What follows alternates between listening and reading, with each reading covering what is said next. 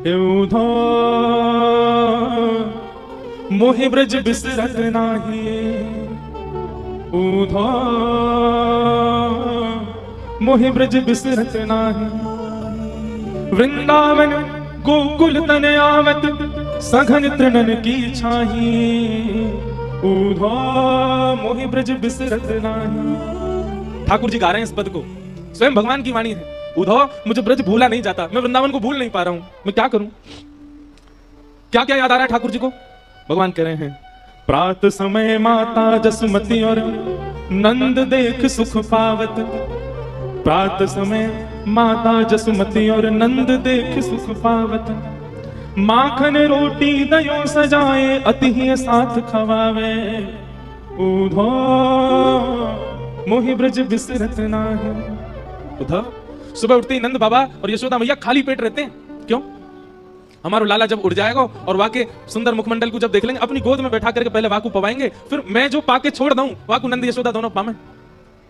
मुझको याद आ रही है उद्धव, गोपी ग्वाल बाल संग खेलत सब दिन हसत से रात, सूरदास धन धन ब्रजवासी जिन सो हसत ब्रजनाथ, उधो मोहि ब्रज बिसरत नाही, उधो मोहि ब्रज बिसरत नाही। भगवान करें उद्धव, ये ब्रजवासी मुझको बहुत याद करते हैं, इसीलिए मुझको उनकी याद आ रही है। अब तू एक काम कर दे भैया। बोले कहा, एक काम कर, तू ब्रज चलो जा। देख जावे को तो मैं भी जा सकूं, वृंदावन कोई दूर ना है आते, लेकिन उद्धव मेरी भावना ऐसी कि तू चलो जा। मैं यदि गयो तो वापस नहीं आ पाऊंगा, और मैं यदि जाकर के वापस आने लगा तो मेरे सामने समस्त ब्रजवासी अपने प्राण त्याग देंगे। हमारे उद्धव मेरो जानो उचित नहीं रहेगा, तू ब्रज चलो जा। उद्धव बोले मैं जाके क्या करूंगा? बोले कछुना बस एक बात देखिए, ये नंद रानी कैसी हैं, मेरी मैया कैसी हैं, मेरे पिताजी कैसे हैं, सब गोपी कैसी हैं, श्री किशोरी जी कैसी हैं, मेरे सखा मधुमंगल श्रीदामा सब कैसे हैं, एक बार उनकी सुध लेके आ जा। भगवान ने तो कहा था कि तुम सुध लेकर के आओ, पर उद्धव अपनी तरफ से बोला मैं अब जा ही रहा हूं तो एक प्रवचन और सुना करके आऊंगा। ये अज्ञानवश ब्रजवासी आपको अपना मान बैठे हैं। इन ब्रजवासियों को लगता है कि आप इनके लाला हो, आप इनके सखा हो, आप इनके मित्र हो, इसलिए आपको याद करके रोते हैं। मैं उनको बता करके आऊंगा कि आप सामान्य नहीं हो। खंबायु अग्निम शलिलम महिम च ज्योतिम से सत्वा निरदो द्रुमादिन सरित समुद्राम शहरे शरीरम यत्किंच भूतम प्रणमेत अनन्यम। आप साक्षात ब्रह्मांड नायक श्री कृष्ण हैं, आप साक्षात परमात्मा हैं, आप किसी के पुत्र नहीं हैं, आप किसी के सखा नहीं हैं, आप किसी के मित्र नहीं हो सकते, आप भगवान हैं। मैं ब्रजवासियों को बता करके आऊंगा नाथ। भगवान कुछ नहीं बोले, चुप रहे। उद्धव ठीक है, ठाकुर जी की बात सुनो। ठाकुर जी कह रहे हैं उद्धव ठीक है, तू चलो जा, और तेरा मन करे तो प्रवचन कर दियो, लेकिन सुन मेरी एक बात। बोले कहा, ज्यादा कठिन शब्द मत बोलियो, ब्रजवासी बड़े सीधे हैं, समझ ना पाएंगे।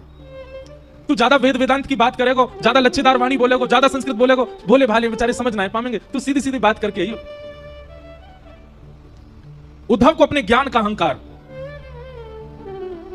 ठाकुर जी से बोला आप मत समझाओ मुझे, मैं देख लूंगा, मुझे सब पता है मुझे किसको कैसे बात करो। बोले उद्धव तू इंसानों को जानता है, तू प्रेमियों को नहीं जानता। अभी ब्रजवासी प्रेमी है, वो इंसान नहीं है।